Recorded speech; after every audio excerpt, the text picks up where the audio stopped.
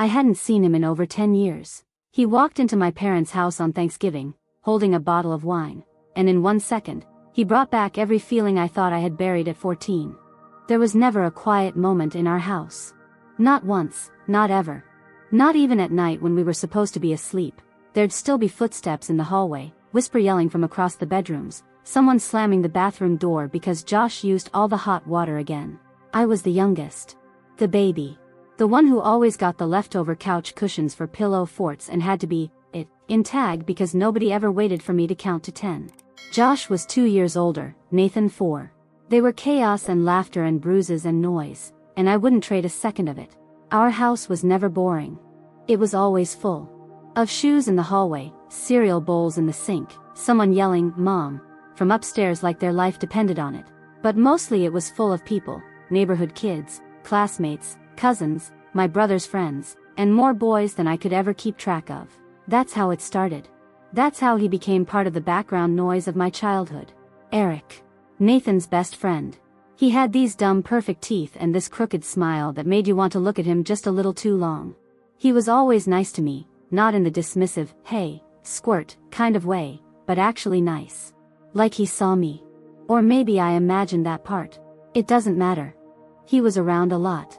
Almost every weekend, he'd show up with that busted skateboard and this stupid black hoodie with a bleach stain on the sleeve. I'd hear the front door slam, and then I'd hear his voice in the kitchen, teasing Nathan about his hair or stealing chips right out of the bag. I'd hover. Pretend to be doing homework on the couch or looking for a snack just so I could be near him. I was 14. He was 18. And in my head, I thought, maybe someday. Maybe if I wear this lip gloss. Maybe if I get good at Mario Kart. Maybe if I just say one thing smart enough or funny enough or cool enough, he'll look at me the way I looked at him. God, I was a mess. I'd lie awake at night thinking about the way he said my name, like it was the most natural thing in the world. I'd dream about being older. I'd dream about what would happen if he stayed for dinner and we ended up alone in the hallway, talking about music or books or something deep and mature and not 14-year-old at all. But of course, he didn't see me that way. Why would he? I was a kid. I was his best friend's kid sister, with braces and knees that were always scraped. He was getting ready for college, already taller than everyone else, already full of plans and stories and this quiet confidence that made you feel like nothing could touch him. And then, just like that, he was gone. College. Another state. I remember standing in the driveway that August, watching Nathan throw a duffel bag into the trunk of Eric's beat-up car. I didn't even say goodbye. I just watched from my bedroom window, trying not to cry like some idiot in a movie. And then life kept going. High school wasn't terrible. I had friends. I joined theater. I even had my first boyfriend, this guy named Alex who was more into himself than anyone else I've ever met. I kissed him under the bleachers once and thought, this is what everyone was talking about. It wasn't. It was nothing. And yet, for a while, I forgot about Eric. Mostly. Kind of. Until graduation night. But that's another part of the story. It's funny how fast people disappear from your everyday life. One moment they're in your kitchen every Saturday morning stealing pancakes and giving your brother shit about his SAT scores, and the next, they're just a name in a group photo, blurry in the background, someone your mom asks about twice a year when she's sorting holiday cards. That's what Eric became. A memory with sharp edges. I didn't notice it at first. I was 15 and suddenly boys at school started noticing me. Not in the way Eric did, soft and distant, but in the loud, awkward way teenage boys do. There were hallway flirts and Snapchat streaks and clumsy hands during late-night movies. I cut my hair short junior year, started wearing eyeliner, and kissed a boy named Jesse behind the school gym because he said my eyes looked like trouble. Maybe I wanted to believe they did. I dated like every relationship had an expiration date, 3 months, tops. Long enough to feel something, not long enough to really break. And I got good at it. Being the cool girl. The one who left first. It made me feel powerful. Like I wasn't the same dumb girl who used to sit by the window waiting for a beat-up car to pull into the driveway. Then came senior year. Graduation. I wore this pale blue dress that I thought made me look elegant but actually just made me look like I was trying too hard. My parents beamed, my brothers cheered, and I walked across that stage with a smile so big it almost hurt.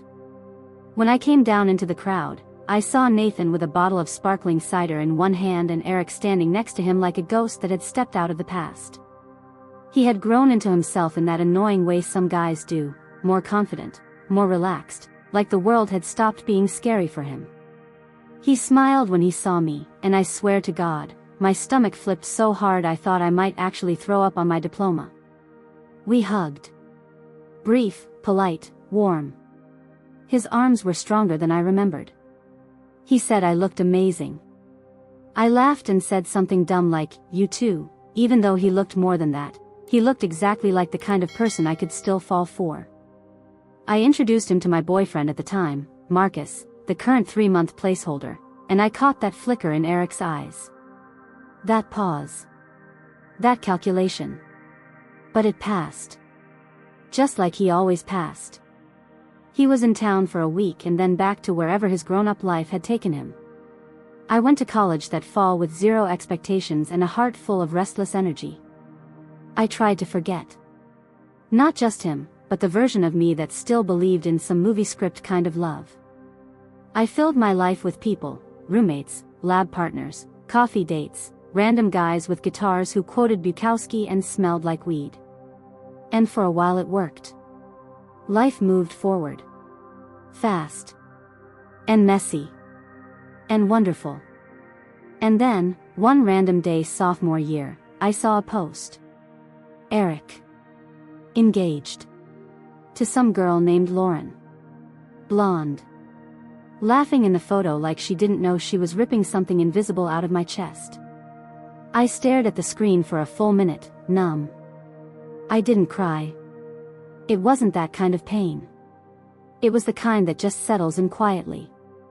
The kind that confirms what you already knew deep down. That some people aren't meant to be yours. That the door you kept glancing at has been shut, maybe forever. I double-tapped the photo like an idiot, scrolled down to the comments, read them all, and then shut my phone off for the rest of the day. That night I went out with my friends, drank too much vodka, kissed a guy I didn't like, and tried to convince myself I was okay. And mostly, I was. But something had shifted. And I didn't know yet that it wouldn't be the last time he'd come back. I got married at 25 to a man who was kind, reliable, and who never once made my stomach flip just by walking into a room, and maybe that should have been the first red flag, but after college, after the chaos of boys who wrote poems they didn't mean and slept in flannel sheets that always smelled like weed and laundry detergent, I wanted calm. I wanted something that felt like a grown-up life. We met at a mutual friend's birthday dinner, bonded over how much we both hated small talk, and fell into a relationship the way people fall into sleep, gradually, then all at once. His name was David, he worked in finance, he had opinions about interest rates and wore leather shoes that clicked too sharply on the floor. But he always asked me how my day was and never forgot my coffee order. He didn't make me dizzy, but he made me feel safe, and at the time, I thought that was better. Stability over chaos. Predictability over butterflies. So when he proposed, I said yes, not with tears in my eyes or fireworks in my chest, but with this quiet little nod like I was agreeing to terms and conditions. We had a small wedding, my brothers walked me down the aisle together, Nathan gave a speech, I think he was drunk. I remember scanning the room and not knowing what I was looking for until I realized I'd already figured out who wasn't there, Eric. He didn't come, I wasn't surprised. I don't even know if he was invited. Maybe that was intentional, maybe I couldn't bear the thought of him seeing me promise forever to someone else, but forever came and went faster than I imagined. Marriage was fine, until it wasn't. The small fights got louder, the long silences got longer. We argued about the thermostat, about who forgot to take the trash out, about how I never really wanted to go to his work events. I started sleeping on the edge of the bed, facing away from him. We stopped saying goodnight. One night, after a stupid fight about grocery delivery, he looked at me and said, "Do you even like me anymore?" And I couldn't answer. I stared at the kitchen tiles and said something about being tired. He nodded, like he already knew. we went to bed in silence. It didn't fall apart in some explosive moment. It just wore down, like stone under water, and one day, we signed the papers, and I packed a duffel bag, and just like that I was 28 and living in my old bedroom again, back at my parents' house. The same cracked window, the same creaky floorboard near the door, the same shitty cell reception. Except this time, it wasn't a sleepover, it was the aftermath of failure. My mom didn't say much, my dad tried to be supportive but mostly just made bad jokes. Josh hugged me and told me divorce was character building. Nathan brought me wine, and I just sat there, on that twin mattress, surrounded by trophies from middle school and a box labeled M stuff, in Sharpie, trying not to feel like I'd ruined my life. I didn't cry, not the first night, not the second, but the third night. I woke up at 2:14 a.m., looked at the glow-in-the-dark stars still stuck to the ceiling, and started sobbing so hard I had to put a pillow over my face to muffle the sound. That was when it really hit me. I wasn't mourning the end of a love story, I was mourning the fact that I'd never actually been in one. Thanksgiving came like it always did, too fast and too loud, and suddenly our house was full again. Full of smells and voices and coat piles on chairs, full of Josh's kids running through the hallway and my mom yelling at someone to get the pies out of the oven. And for the first time in a long time I felt like just a daughter again, not a failure or an ex-wife or a sad grown woman living in her childhood bedroom, just Emily. And then the door opened again and in walked Nathan, late as always.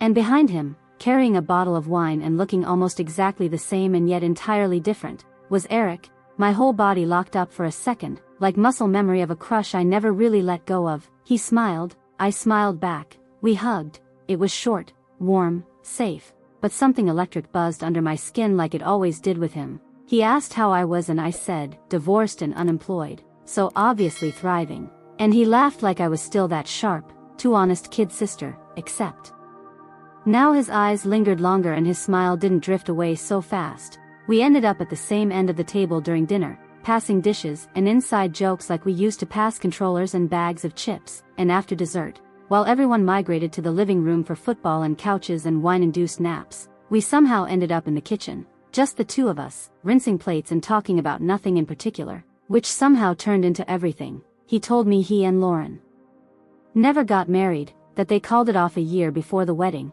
said it just wasn't right and they both knew it. And I nodded, understanding way too much about what not right really feels like. We talked about our families, our jobs, the time we almost set the backyard on fire. We talked until the dishwasher was running and the house was quiet and I didn't even notice we were still standing close enough to feel each other breathe. I don't remember who leaned in first, just that it didn't feel sudden. It felt like something that had been waiting patiently for years, like a sentence finally getting its period. The kiss wasn't explosive or desperate, it was steady, certain, inevitable. We didn't rush anything, not this time. We took our time, started seeing each other again slowly, like learning how to read someone's eyes all over again. And this time he looked at me like he saw me. Not just the little sister of his friend, not just someone from the past, but me, as I am now. And I let myself believe it, let myself trust it, and somehow, it worked, it grew, it stuck. Because sometimes things don't happen when you want them to, they happen when you're ready. And I think maybe we were always going to find each other again. It just took a few wrong turns and a little growing up. And now I look at him across the couch, his hand in mine, and it doesn't feel like a dream or a regret or a someday fantasy. It feels like home, and maybe some people really are meant to find their way back to each other no matter how long it takes or how far they drift. Maybe love doesn't always arrive on time, but when it's real, it waits. I wasn't even supposed to be in that part of town. My phone had died. I got off 2 stops too early and just kept walking, dragging my suitcase behind me and trying not to cry on the first real day of my new life. I wandered into this old bookstore with a little coffee bar tucked inside, mostly to charge my phone and maybe not fall apart in public. And that's when it happened. I turned too quickly between 2 shelves and slammed straight into someone. My drink flew out of my hand. He caught me by the elbow before I could fall and said, "If that was an intimidation tactic, I surrender." And I laughed, like really laughed, this weird, nervous, breathless laugh that didn't feel like mine. He smiled and said he owed me a new drink, so we sat there in that narrow cafe corner by the window, and talked, like really talked. And I don't know how to explain it, but it felt easy, like we'd done this before in some other life. He said his name was Alex. He was a psych grad student working on a thesis about attention and memory. I said I was a freshman who still couldn't find her dorm bathroom in the dark, and we laughed again. And after an hour he asked if I'd meet him for coffee again the next day, and I said yes, and then we did it again, and again. We walked around campus at night and talked about movies and family and why certain songs hurt in a good way. We sat in that same cafe and shared stupid pastries and the kind of silences that don't need filling. He never tried anything. Never pushed, he just looked at me like I was someone, not a freshman, not a kid, not a mistake, just someone. And then Monday came, the start of classes. I was nervous and barely awake when I walked into my first psych lecture, found a seat in the third row, and looked up to see him, standing at the front of the room, holding a syllabus in his hand like the universe had decided to gut me with irony. His face changed the second he saw me, not surprise exactly, more like grief, like something collapsing in slow motion, and I felt it too, this awful sharp thing in my chest, like a thread snapping. After class he didn't say a word to me, just left, and that night he didn't text, and the day after he didn't answer, and by Friday I knew he wasn't going to. I sent a message anyway, and he replied, short, cold, polite, I'm sorry, this was a misunderstanding, I didn't know you were a student in my class. I hope you do well this year, and that was it, no explanation, no room to push. He'd drawn the line and I was too proud to cross it, even though I wanted to scream, wanted to ask him if he meant any of it, if it was all in my head, but I didn't. I just showed up to class, week after week, pretending not to notice the way he avoided eye contact, pretending not to care that the best connection I'd ever had with anyone got shut down before it could become real. The worst part wasn't that he ended it was how cleanly he did it, like cutting a page from a book without leaving a tear. One day he was in my life, warm and curious and full of quiet humor, and the next he was a professor, detached, unreadable, and I had to sit through his lectures pretending I wasn't aching, pretending his voice didn't feel like a bruise under my skin. I tried everything I could think of, waiting after class to ask questions I didn't care about, sending short polite emails just to keep a thread alive, smiling more than I needed to, but he didn't flinch, didn't crack, didn't even look at me longer than necessary, like I had become invisible, like the girl he shared coffee and music and hours with had never existed. The weeks crawled. I started skipping lectures just to breathe. I stopped trying to get close. It hurt too much. And after the final exam I walked out and swore I'd never look him in the eyes again. I deleted our texts, buried his voice in my memory, and when my roommate suggested I try dating someone, anyone, I said yes, not because I was ready, but because I needed something else to fill the space. I met Daniel at a house party. He was normal, sweet, kissed like he meant it and listened when I talked, so I let myself fall into it. I called it real, maybe even love, and for a while I believed it, or at least tried to. We dated seriously, did holidays with each other's families, shared Spotify playlists and Sunday hangovers, and even though it wasn't fire, it was safe. It was enough to keep me from looking back, enough to let time smooth the sharp edges of what never really began. I stopped walking past the psych building. I stopped wondering if Alex ever thought about me. I told myself he didn't, and most days I almost believed it. Graduation came like a fast train I wasn't ready for. One moment I was drowning in deadlines and empty coffee cups. The next I was in heels that hurt too much, smiling for photos I didn't want to look at later. Daniel stood beside me, hand on my back, already talking about moving in together. But I felt nothing, not panic, not joy, just this quiet numbness I'd gotten used to, like I was performing a version of adulthood that wasn't mine.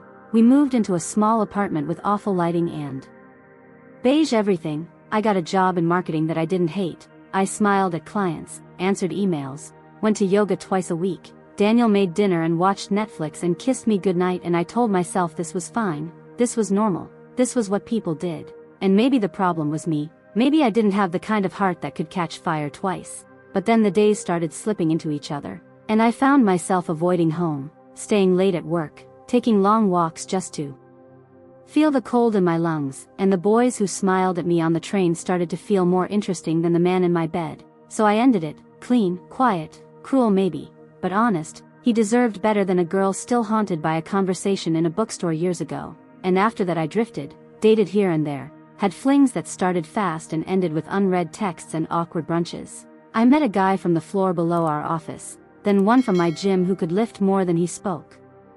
But no one ever touched whatever part of me still hummed with something unresolved, something unfinished, and eventually I just stopped trying, poured myself into work, got good at being alone, and told myself I was over it, really over it. until the day my cousin got into my old university and I promised I'd go with her for orientation, just to be supportive.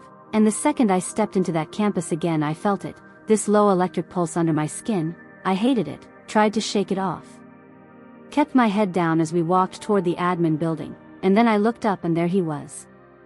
He was standing behind the reception desk like he belonged there, holding a clipboard, talking to some nervous-looking parents, and for a moment I actually thought I was imagining him, like my brain had conjured him out of muscle memory and unfinished endings. But then he looked up and his eyes locked on mine and everything in me stopped. He didn't look surprised. He looked, still, like something in him had been waiting too. He smiled that same uneven smile and said, "Déjà vu," like it was nothing, like years hadn't passed between us, like my heart wasn't thundering in my chest loud enough to drown out the entire hallway. I said hi, cool, casual, like a stranger who once dreamed of him every night, like I hadn't spent a whole year pretending I didn't care. He told me he was full-time faculty now, running admissions, teaching upper-level seminars, finishing his dissertation. I told him I worked in branding, lived downtown, had a studio apartment with too many plants and no time for dating. We didn't say it but we both felt it, the way the air thickened between us, the way it didn't feel like a coincidence. He asked if I had time for a drink, just to catch up, and I said yes before he even finished the sentence. That night we sat across from each other in a quiet restaurant and talked like nothing had ever gone wrong, like we were older now and didn't need permission to want what we wanted. He apologized, not for the boundary, but for the silence, for not knowing how to hold what we had and still follow the rules, and I told him I understood. I really did, but I wished he'd fought for it, and he said he'd been fighting ever since, just in silence. We saw each other again the next weekend, and the one after that,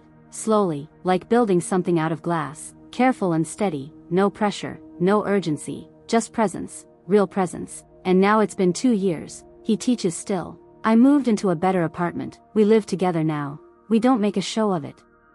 It's just us. Quiet mornings, shared coffee mugs, grocery runs and stolen kisses before meetings. And this weekend we're driving to see his parents, celebrate the official award of his doctorate, and I'm wearing the only dress that still fits because I'm 6 months pregnant and tired as hell.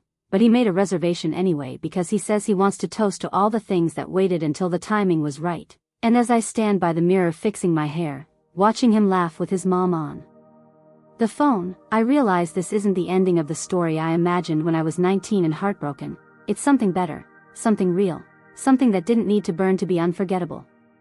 Subscribe, hit the like button, and explore more fascinating stories.